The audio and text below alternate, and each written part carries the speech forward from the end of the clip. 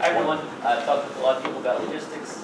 It's a great time to be able to talk about sciences. So I'm going to give a presentation on the Petabyte project.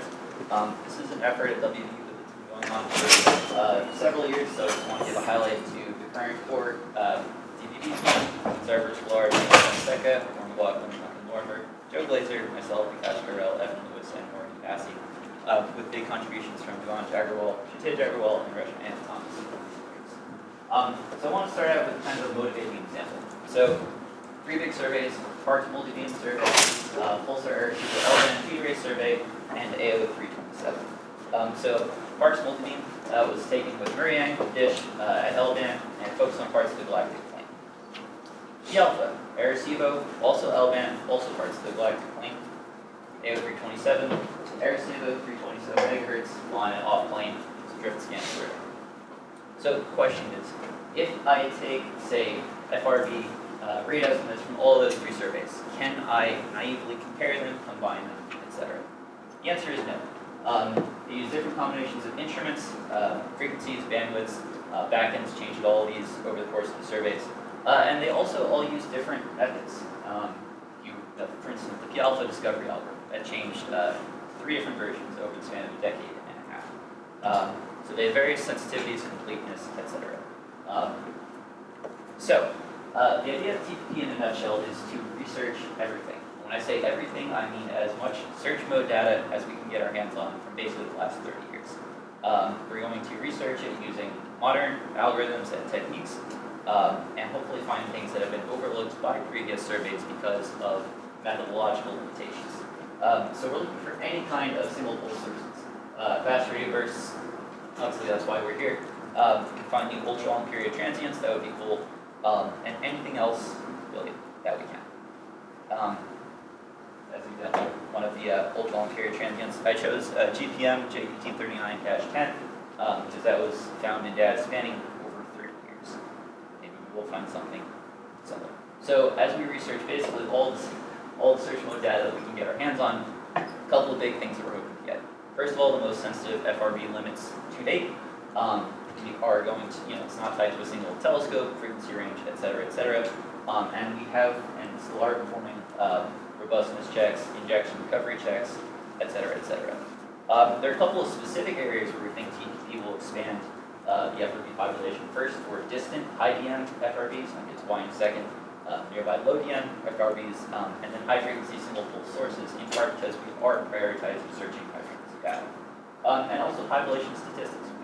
Plan what we assume we're going to find a lot of different interesting objects that will lead to a host of mission mechanisms, phenomena of nulling, mode changing, et cetera, et cetera. So doing population statistics on that, population of all the other single pole sources we find should be pretty interesting. This map is not as impressive as I hoped it would. This is the data that we've currently started looking at. So it comes from Green Bank, from Arecibo, Sardinia Radio Telescope, Parkes, a little bit of data from FAST. This is all the stuff that we have at least glanced at, started putting into our injection scripts to add it into our database. By the time we finish this, we're hoping we'll be 1 to 2 petabytes in size. The data that we have right now on disk with WVU spans 16 telescopes/surveys across 3 continents, about 8,600 hours per time squared.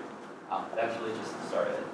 So we've already looked at data from GBNCC, GBT820, P-alpha, Parkes High Latitude, Parkes Multi-beam, as well as observations from FAST, the Green Bank 20-meter Green Bank Telescope, Parkes, and the Sardinia Radio Telescope. We have not searched this data, we have just injected it, gone through a sanitization step that I'll talk about in a little bit, and are getting ready to inject it into the database.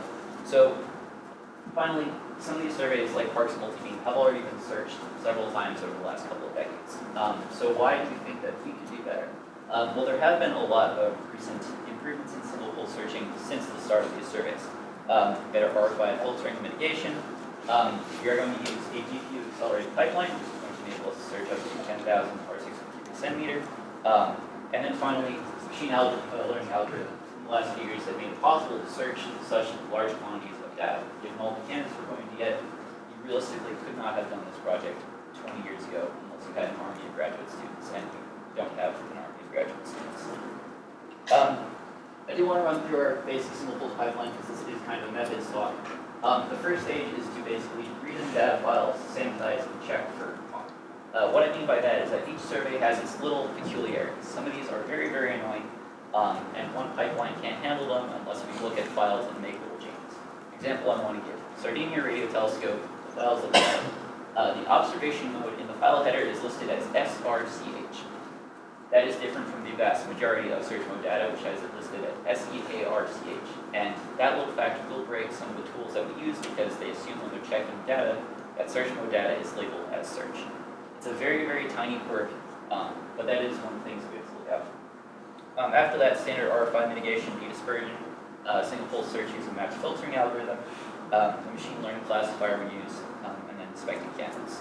So I do want to also run through the tools that we use for each step.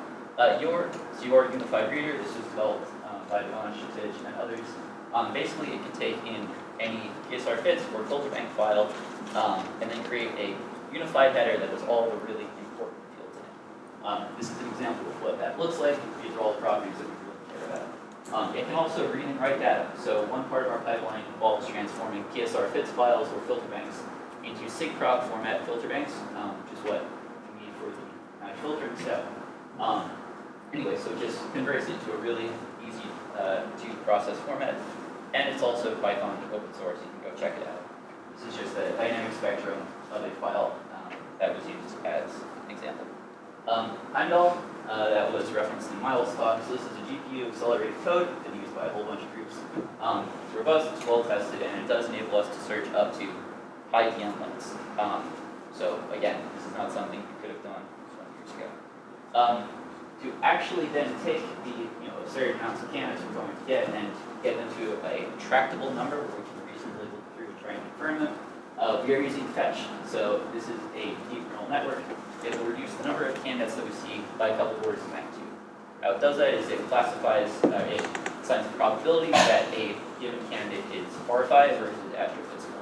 Obviously, we're going to start by checking high probability candidates, working our way down. It is robust, it has very good false positive and false negative rates. Again, Python open source, easy to use. If you want to check it out, you can. So this is examples of some of the training data that was used for it. So on the left, we have a simulated FRB pulse.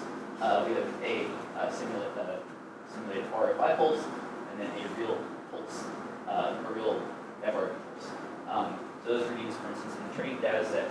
Most of the candidates that we're going to find are going to look fairly bad, nothing like this. It will be easier to pull out, etc. The last bit, this software looks like it was built in 2005. That's because I'm the one who wrote it. This is the thing we use to interface with our database. We call it mission control. Basically, you can say, all right, give me all of the data files from a particular survey that satisfies certain characteristics. So let's say I want to find everything from the P alpha survey that lie within 2 degrees of the galactic center. I can set up all those, and it will pull up a list of all the pointings that we have, as well as their statuses, etc. For example, I have just pulled up Sardinia data that we have, because it's a very small map. We'll make a sky map, etc., etc. And then it launches our pipeline. Just click on a pointing, and get launched. So it can be adapted for different pipelines, different versions of the pipeline, etc., etc. You can also run it on the command line. That is another option. This does make it easier, in particular, to get new people on board. And since this is a project that will last beyond, individual times of students at WVU, for instance, that is an important thing to do. So where are we at right now? We are prioritizing high frequency data. You mentioned before, we're really interested in finding stuff at 10 gigahertz. Magnetars, we should do interesting things up there, etc., etc. So what we have that's already fully sanitized in the database, that's Sardinia radio telescope data I mentioned. That is C-band and K-band. Think about that as that it targeted 3 known fast radio bursts: 121102, 180916B, another that I am unfortunately forgetting. So you could use that for a naive radio, right? Because those are just targeting known FRBs. Of course, there are going to be bursts in there. We talk with people who search the data. But the advantages of that are A, we should find anything funky about high frequency data if it has a pipeline. B, we have prior search results that we can compare with. C, it's a very small amount of data, it's about 60 files in total. And D, we've already found some weird stuff with it that have enabled us to find little things where the pipeline does break. Yeah, so this is a summary slide, and Yeah, so I was wondering about the high frequency searches. So you say you're using fetch, and it has a machine learning model for classification. How well does that perform at high frequencies compared to LDAN? Yeah, it's not as good, is the answer. I don't know the details. It wasn't largely tested on high frequency data, so it is possible that it could fail, but to my knowledge, it's not going to perform awfully at those frequencies. Is there any possibility of doing like some type of retraining and then producing a model that you might be useful for you, but also others in the community? Yeah, it could be done. I don't think that we have the person power to do that, but I think there are advantages to retraining fetch on things like, for instance, ultra long period transients, right? Things that we haven't studied in detail. I do think one issue is that using machine learning, thing like fetch, you're less likely to find like weird outliers, things that don't match previous patterns. And so retraining it on high frequency data on things that we've only just started to discover, I think would be a very good step. Okay, thank you.